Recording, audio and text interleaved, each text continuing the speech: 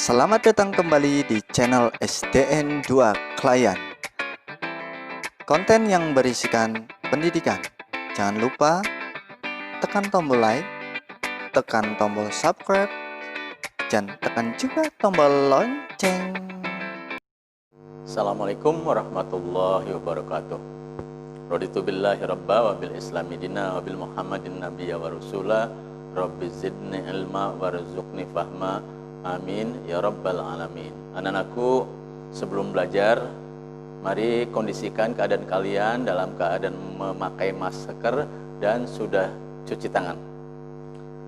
Pada pertemuan kali ini kita masih membahas tema 1 subtema 1 tumbuhan sahabatku. Namun sebelum kita belajar lebih banyak, jangan lupa tekan dulu tombol subscribe dan tombol lonceng. Pada pertemuan yang lalu kita telah bahas tentang bunga. Kita banyak belajar mengenai bagian-bagian bunga dan juga bagaimana bunga melakukan penyerbukan. Pada pertemuan kali ini pun kita masih membahas tentang bunga, walaupun hanya sebagian kecil saja, ya. Dan marilah kita akan mempelajari tentang nama-nama bunga yang tumbuh di sekitar kita. Ya, kalian bisa melihat gambar-gambar bunga melalui tayangan berikut. Anak sekalian, kita akan mempelajari nama-nama bunga yang tumbuh di sekitar kita. Yang pertama adalah bunga melati. Ini bunga melati, warnanya putih, sangat indah anak sekalian. Karena keindahan bunga melati ini sehingga dikatakan melati sebagai puspa bangsa, sebagai bunga kebanggaan bangsa Indonesia. Ya, sekali lagi bahwa melati dikatakan sebagai puspa bangsa. Berikutnya adalah bunga anggrek. Ya, bunga anggrek. Ini warnanya sangat indah anak sekalian. Karena keindahan bunga anggrek ini, sehingga bunga anggrek ini tergolong bunga yang harganya mahal. Ya. Bunga anggrek dikatakan sebagai puspa pesona bangsa Indonesia. Ya. Bunga anggrek dikatakan sebagai puspa pesona bangsa Indonesia. Puspa pesona. Puspa itu bunga, pesona itu memiliki daya tarik yang tinggi, nah. Ya, memiliki daya tarik yang tinggi, itu memiliki pesona, puspa pesona. Jadi bunga yang banyak dicintai oleh manusia. Yang ketiga adalah bunga Rafflesia arnoldi, ya, atau bunga bangkai. Bunga Rafflesia arnoldi, ya, orang banyak menyebutnya sebagai bunga bangkai. Mengapa ini ada kata Rafflesia arnoldi? Ini adalah nama penemu bunga bangkai. Nah, ini ahli peneliti dari Prancis. Ini orang Prancis, Rafflesia arnoldi. Ya. Ini dikatakan sebagai puspa langka. Bunga Rafflesia arnoldi atau bunga bangkai dikatakan sebagai puspa langka. Mengapa dikatakan sebagai puspa langka? Ya, langka artinya adalah hampir punah. Ya, langka artinya hampir punah.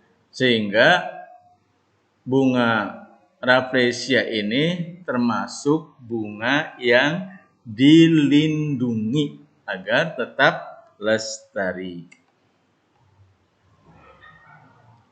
Berikutnya adalah bunga sepatu. Bunga sepatu memiliki mahkota yang indah.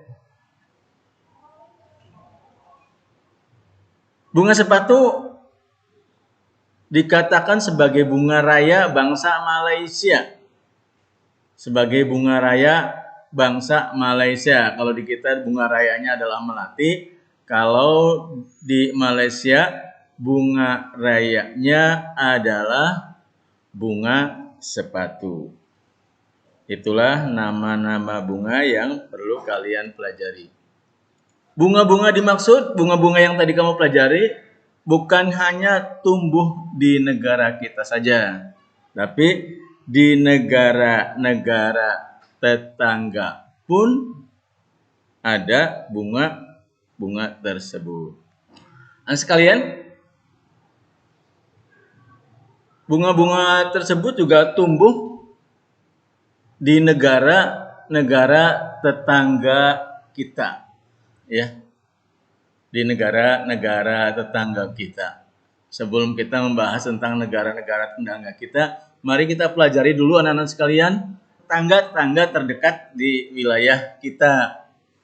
Kita tinggal di Desa Kelayan, bertetangga dengan Jatimerta, bertetangga dengan Jadimulya, bertetangga dengan Pasindangan, ya. Itu adalah desa-desa tetangga kita.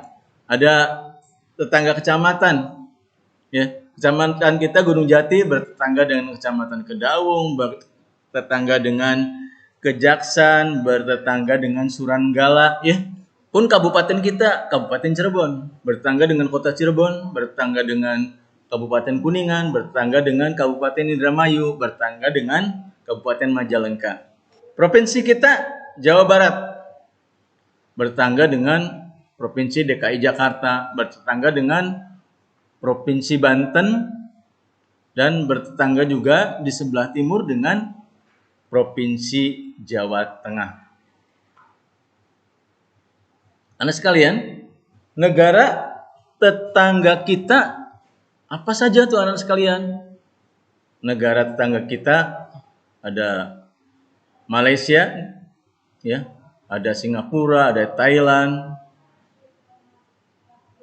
ada Filipina, ya, adalah negara-negara tetangga kita. Negara-negara tetangga kita membentuk kelompok. Kita berada di wilayah Asia Tenggara, sehingga kita membentuk kelompok dengan negara-negara yang ada di Asia Tenggara. Ya, kelompok tersebut disebutnya sebagai ASEAN. Kelompok tersebut disebutnya sebagai ASEAN. Apakah ASEAN itu? ASEAN itu adalah perkumpulan bangsa-bangsa Asia Tenggara. Itu bahasa Indonesianya. Bahasa Inggrisnya bagaimana? Bahasa Inggrisnya adalah Association of Southeast Asian Nation. Association artinya perkumpulan, Southeast artinya Tenggara, Asian Nation. Nation itu artinya bangsa, ya, bangsa Asia Tenggara. Jadi Association of South Asian Nation adalah perkumpulan bangsa-bangsa di Asia Tenggara.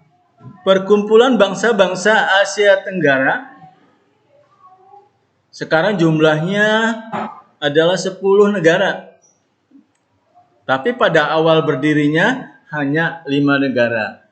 5 negara inilah yang kemudian dikatakan sebagai pelopor berdirinya ASEAN.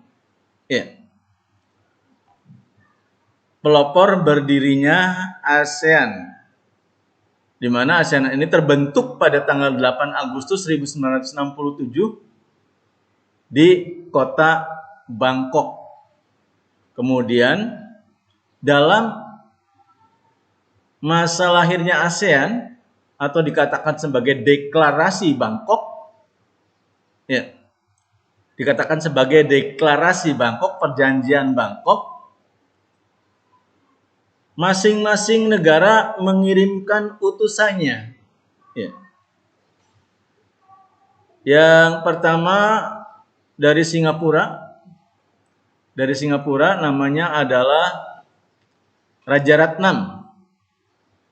Kemudian dari Malaysia, Tun Abdul Razak. Dari Malaysia adalah Tun Abdul Razak. Ini yang pakai peci lagi, ya, peci nasional Indonesia. Bapak Adam Malik. Bapak Adam Malik, perwakilan dari Indonesia. Yang keempatnya adalah Narciso Ramos dari Filipina. Dan yang kelima dari perwakilan Thailand, Tanat Koman. Anda sekalian, mengapa negara-negara di Asia Tenggara itu membentuk ASEAN? Ya, tentunya bukan tanpa tujuan. Ya. Negara-negara ASEAN ini bersatu karena ada persamaan letak geografis. Bersamaan letak geografis, apa itu? Bahwa negara-negara di Asia Tenggara secara geografis letaknya hampir sama, yaitu berada di antara benua Asia dan benua Australia. Berada di antara Samudra Pasifik, ya, dengan Samudra Indonesia. Itu secara geografis. Dan juga ada kepentingan lain bahwa terbentuknya ASEAN ini juga ada kemiripan budaya. Contoh yang sangat sederhana Anda sekalian. Kemiripan budaya, kalau kita lihat film, kita tonton film Upin Ipin, itu adalah film dari negara Malaysia, dari sini nih, ya. Tapi orang Indonesia banyak yang suka, ya, banyak yang suka terhadap film Upin Ipin. Mengapa?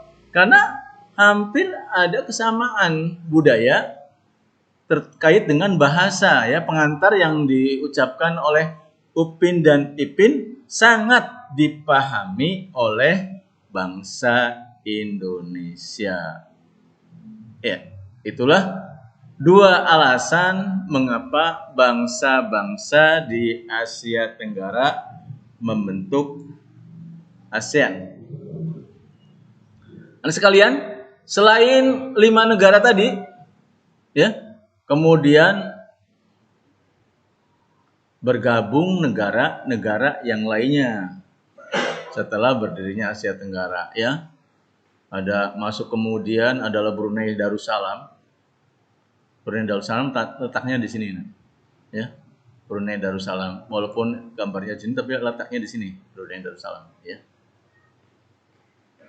Menyusul Laos, menyusul Myanmar, Kamboja.